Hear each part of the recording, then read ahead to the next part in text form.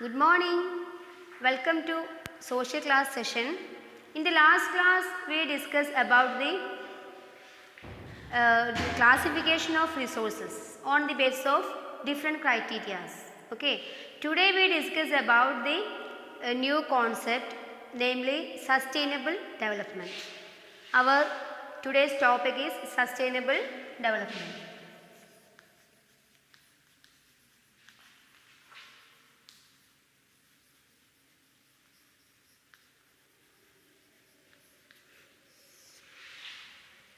An equitable distribution of resources are essential for a sustained quality of life and also a global peace. It means the equitable distribution or resource should be equally distributed, then only we can lead a successful and also a sustained life. And the resource allocation is in a proper manner. Otherwise, there may be the concentration of resources with few hands. That is the major problem faced by any country when it allocates its resources in a proper manner. Means an improper allocation of resources leads to a major problem, that is the concentration of resources with a few hands. And for that, the topic is related to the concentration of resources, and we can define the sustainable development as it is the development and that is related with the protection of the resources, or in other words we can define the sustainable development as it is the development without damaging our environment, and the development of the present generation did not compromise with the development of future generation. In another way, we can simply say that sustainable development is the development or the conservation of the resources for the fulfillment of the needs of future generation. Okay, don't be confused. We can define sustainable development as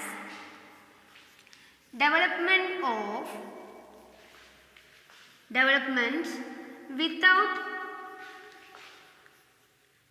destroying or damaging, without destroying our environment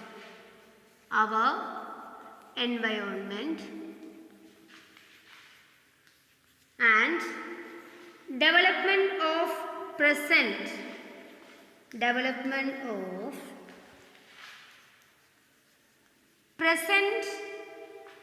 needs, not compromise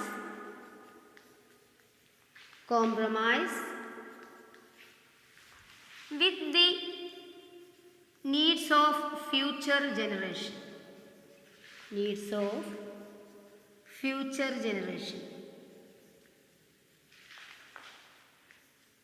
So what do you mean by sustainable development? Yes, it is the development without destroying our environment, and also the development of present needs, means the needs of present generation. That is the present generation have some needs and they did not compromise, or their needs not compromise with the needs of future generation. That means it is the responsibility of the present generation to conserve our resources for the fulfillment of the future generation. Okay, this is meant by the sustainable development. Then we move to a major summit. Summit means it is the effort regarding the concept sustainable development. Okay. Then our next topic is the summit, and this summit took place at Rio de Janeiro in Brazil. It is an international summit. It is the first international Earth summit related to the sustainable development, and we can use this as a source or as an effort related to resource conservation. We will discuss later, or today we will discuss, and this summit also included with the resource conservation. Okay. This summit was considered as the first international Earth Summit. First International Earth Summit, which took place in 1992 at Rio de Janeiro, Brazil. And also the more than 100 leaders of the state were met for the first International Earth Summit. Okay, more than 100 heads of the state, 100 heads of the state.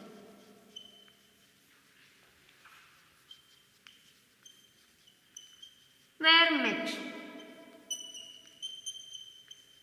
for this first International Earth Summit.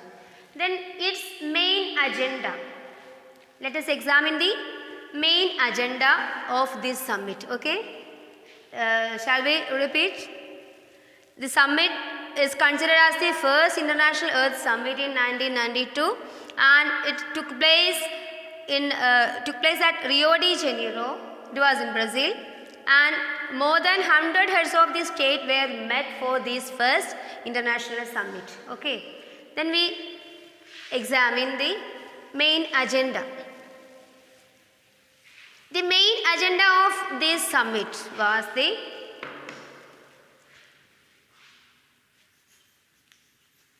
agenda of this summit. What was its agenda? It is the problem of environmental protection. What is it? Problem of environmental protection, and also the socio-economic development at the global level. First one is examine problem of environmental protection. Problem of environmental protection.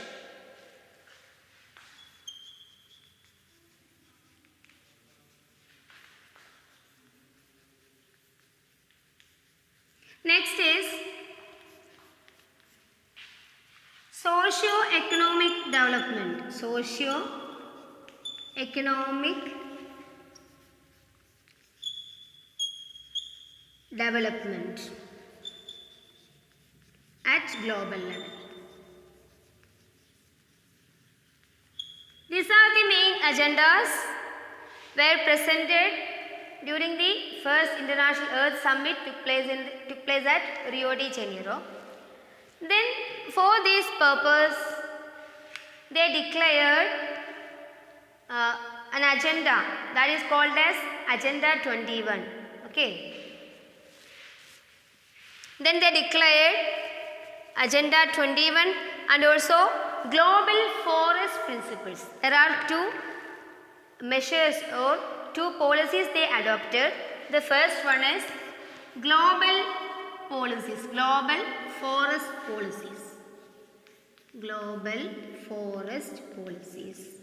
Then the second is Agenda 21. Agenda 21. These are the two major contributions of that international summit, that International Earth Summit. Okay. First one is global forest policies and second one is Agenda 21, and these are the contributions that are also suitable for the development of 21st century. And let us examine what are the main features of Agenda 21. Then we consider what are the main features of Agenda 21.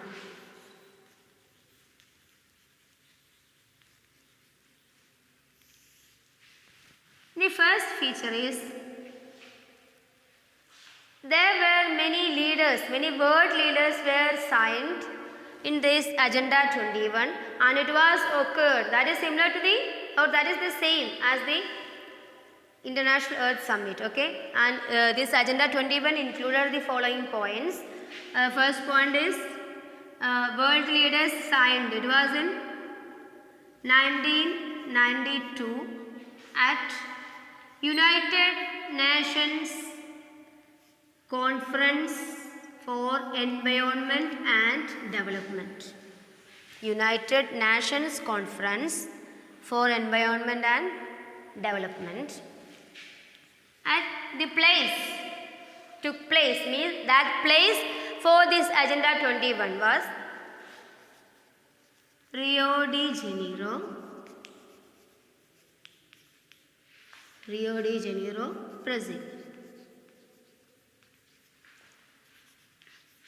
Then the third is what is the third feature of Agenda 21? It is achieving global sustainable development. What is it? Achieve global sustainable development. Sustainable development. Then next, the main objective. This is its aim, and the main objective of this Agenda 21 is every or each local self-government should prepare its own Agenda 21, means its own local Agenda 21. Okay? Main objective. Every local governments, every local self-governments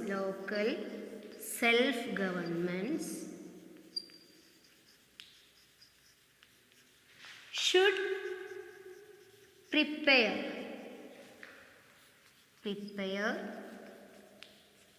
its own local Agenda 21.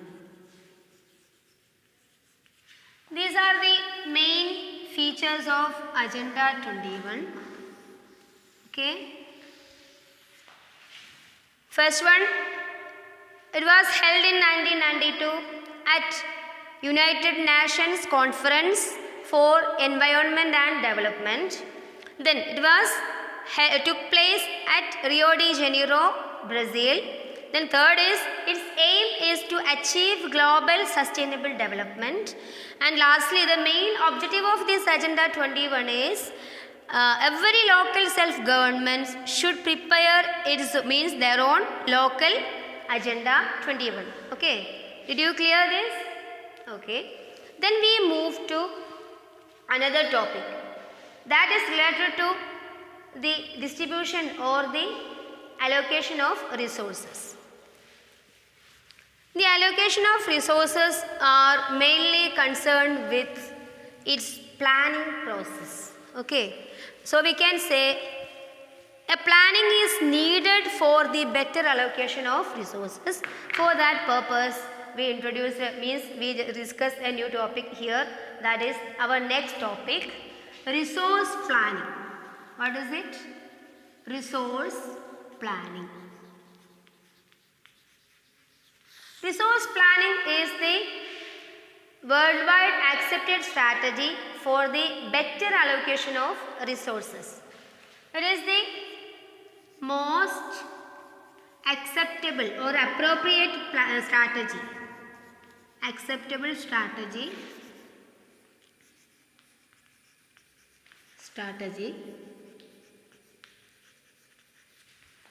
for the proper allocation of resources. Proper allocation of resources. So resource planning is the most acceptable strategy for the proper allocation of resources. And in a country like India, we have to know that, we already know that India is the country with many diversified features. So because of these features, some regions in India have abundant resources, and while some other regions have scarce, they felt with scarcity of such different vital resources, important resources. Or another way we can say that as our country with a diversified nature, Some regions are concentrated with abundant resources, and while the others are concentrated means concerned with scarcity of such resources. So for that purpose we have to plan a better method for allocating these resources overall the country. Then we discuss about the different regions having the abundant and scarce resources. Okay, let us examine. When we consider the country states in India, firstly we consider the Jharkhand, then Chhattisgarh,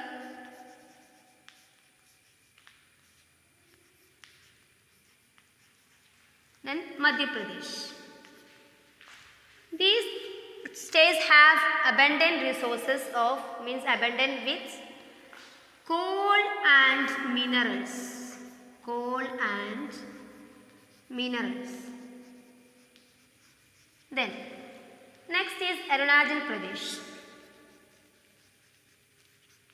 Arunachal Pradesh. The specialty of Arunachal Pradesh is it is blessed with water resources, abundant water resources, abundant water resources. Got it? But it has less facilities related to infrastructure, or we can say Arunachal Pradesh has lesser infrastructural facilities, low level of infrastructural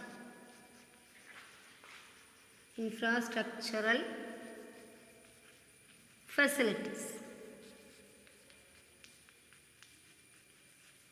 Then we take the third state. Okay. First is Jharkhand, Chhattisgarh and also the Madhya Pradesh. They blessed with the coal and mineral resources. And second one is Arunachal Pradesh, and it has abundant water resource but less or lower infrastructural facilities. Then the third is Rajasthan. Third is Rajasthan. Rajasthan concerned with wind and solar resources. Wind and solar energies. But it has less or scarce water resource. Level of water resources. Water resources.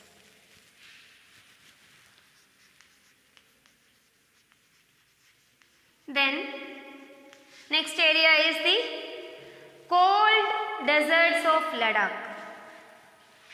Cold desert of Ladakh. It was isolated from the overall region of our country, or it was this area was isolated from the other regions of country, and it was concerned with, or it was blessed with a rich cultural heritage.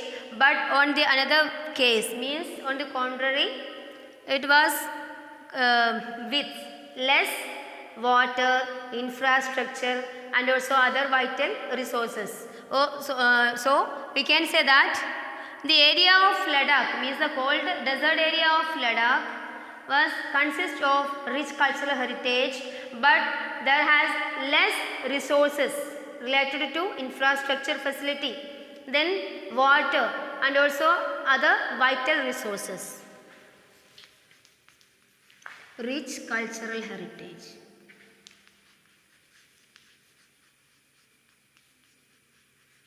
By seeing this, we can analyze the differences having the resource allocations of these states. Okay, are you clear? Yes. Then we move to next topic, that is the steps involved in resource planning. We already say that resource planning is needed for the better allocation of resources. So it involves 3 steps. Okay. Our next is steps in the resource planning. Steps involved in the resource planning. There are 3 steps.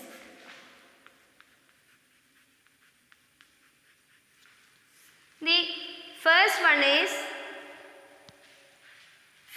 step is the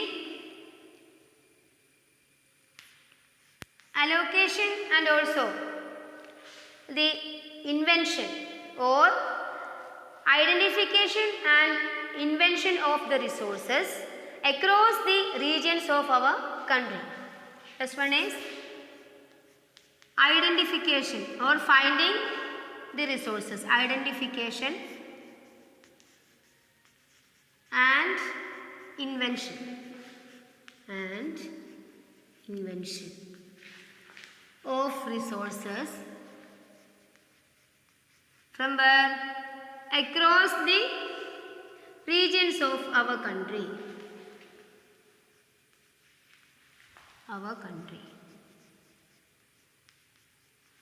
Then for this purpose we follow survey method and also the mapping, then qualitative and also the quantitative estimation. So for identification and invention of resources, we follow the methods like survey method and also mapping method and also the quantitative and the qualitative estimation. Then the second step, first is identification, then second is evolving a planning structure. What is it? Evolving a planning structure, and that is appropriate technology. Okay. Second step is planning structure. That is deals with technology, should be appropriate. Okay. Technology, then skills and also institutional setup.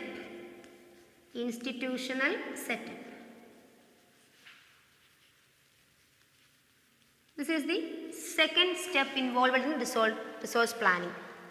Then the third is matching our resource plans with overall national plans. Matching our resource plan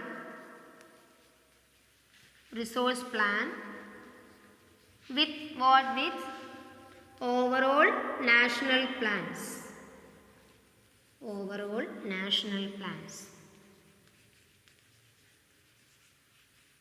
These are the 3 major steps involved in resource planning. First one is identification and invention of resources. For this purpose, we follow the methods like survey method, mapping, quantitative and qualitative estimation. Second one is planning the structure of resource structure, that is concerned with 3 factors like appropriate technology, then skills and also the institutional setup. Then the last is the matching our plans with overall national plans. These are the topics we discussed today. So go through these topics and prepare your notes according to this. So students, I will end our session and thank you. Have a nice day.